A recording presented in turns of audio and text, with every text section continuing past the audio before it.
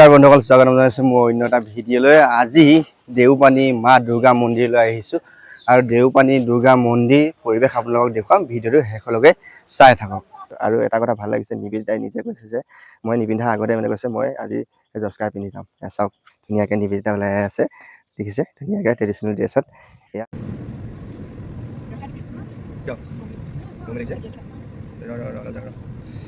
আহি পালোঁ। এতিয়া আমি সৰিয়হজান যি তিনিআলি, সেই তিনিআলি পাম আৰু সৰিয়হজান পোৱাৰ আগতে এইখিনি খুব ধুনীয়া জেগাখিনি পালোঁ। আপোনালোকে দেখা পাইছে, আপোনাৰ ইমান ধুনীয়া লাগিছে দেখিছেনে? চাওক সেউজীয়া সেউজীয়া ইমান ধুনীয়া। তো এনেকুৱা সেউজীয়া হৈ থাকিলে ভাল লাগে, কিয়নো কাৰ্বি আংলং যিহেতু সেউজীয়া পাহাৰ বুলি কয়। তো সেইটো কাৰণে এনেধৰণৰ সেউজীয়া হৈ থকাটো আমি বিচাৰোঁ, সদায় বন সংৰক্ষণ হৈ থকাটো বিচাৰোঁ।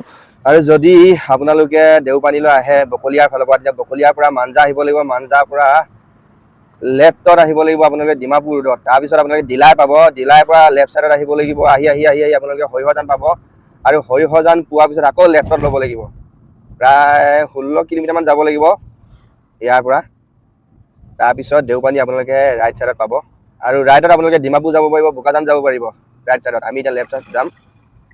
এইফালে লেফ্টত আমি ধুনীয়াকৈ উঠি দিলোঁ। এইটো হ'ল এটা ৰাষ্ট্ৰীয় ঘাইপথ, 39 ৰাষ্ট্ৰীয় ঘাইপথ। এইটো এয়া মাৰ্কেট এৰিয়া যে লিখা আছে, এই পালোঁ আহি আমি দেওপানী মন্দিৰ ৰাইট ছাইডত আছে। এতিয়া ধুনীয়াকৈ সোমাই যাব লাগিব দুৰ্গা মন্দিৰ এইখন। চাওক সোমাই আহিলোঁ, অকণমান ৰাস্তাটো বেয়া, দেখা পালেই নহয় দোকান হুৱে বাৱে। আৰু আমি গাড়ী ৰাখিব নাপামেই, টানা আজোৰা লাগিবই। আহক আহক আহক আহক আহক আহক, ইফালে ক'ব আহক, সিফালে ক'ব আহক, ইয়াত ৰাখক গাড়ী, ইজনে ক'ব ইয়াত ৰাখক গাড়ী।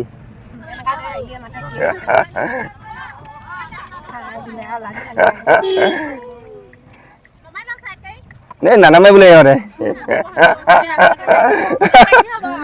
গাড়ী কিনি ৰাখিব লাগিব।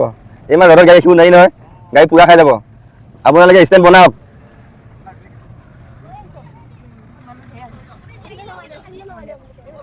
আহি পালোঁ, আহি পাই চাওক ইমান ধুনীয়া পৰিৱেশ দেখা পাইছে। আৰু আজি ইয়াতে মানে 4 চকা ৰাখিব দিয়া নাই, দেওবাৰ যিহেতু বেছি ভিৰ হয়, তো সেইটো কাৰণে 4 চকাবিলাক সিফালে ৰাখিব দিছে। চাওক পৰিৱেশ চাওক কি ধুনীয়া।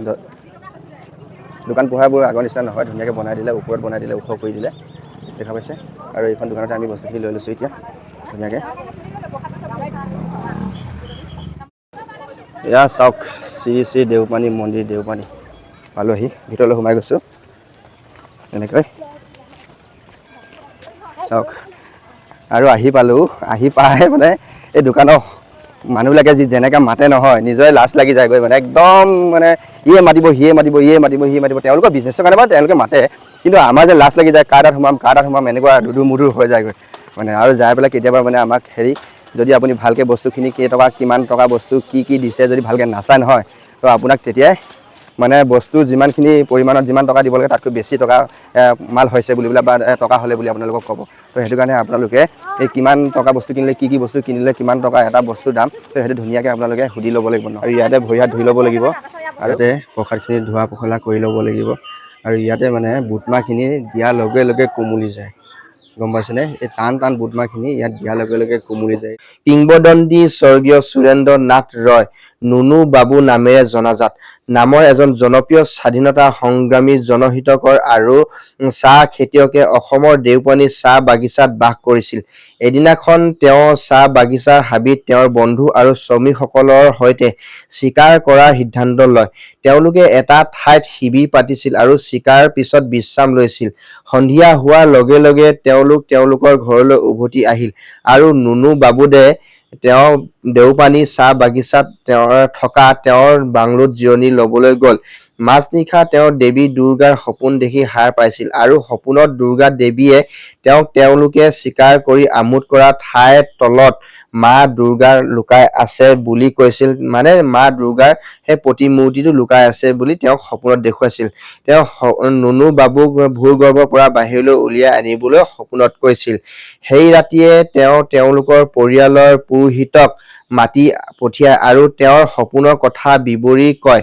পুৰোহিতে তেওঁক এয়া ঐশ্বৰিক আজ্ঞা বুলি পতিয়ন দিয়াইছিল। কেইঘণ্টামান ভিতৰতে জংঘলৰ ঠাইখনত শ শ লোক একত্ৰিত হৈছিল আৰু খননৰ কাম আৰম্ভ হৈছিল। কিছু সময় পিছত এটাৰ পিছত এটাকৈ সৰু আকাৰৰ কেইবাটাও মূৰ্তি উদ্ধাৰ হ'ল।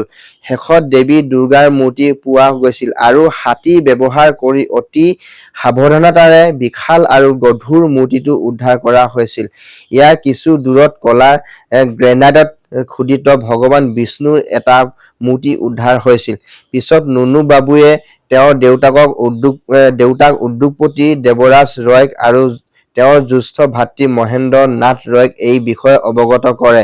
তেওঁলোকৰ কুল দেৱী হিচাপে দুৰ্গা দেৱীক উপাসনা কৰাৰ বাবে দেৱী দুৰ্গাৰ মূৰ্তি উদ্ধাৰ হোৱা ঠাইৰ পৰা কেই মিটাৰ দূৰত অস্থায়ী আশ্ৰয়স্থল স্থাপন কৰা হৈছিল।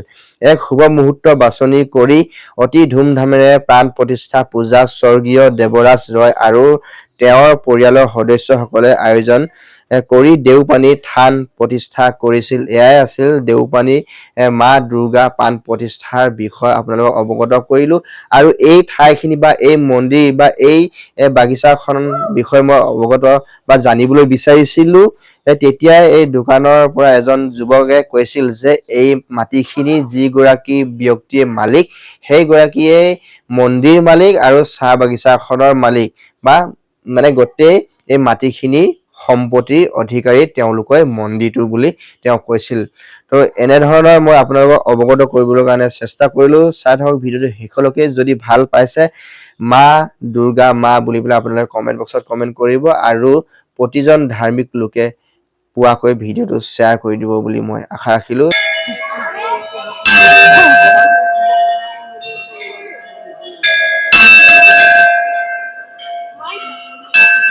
যেনে লগ পাইছে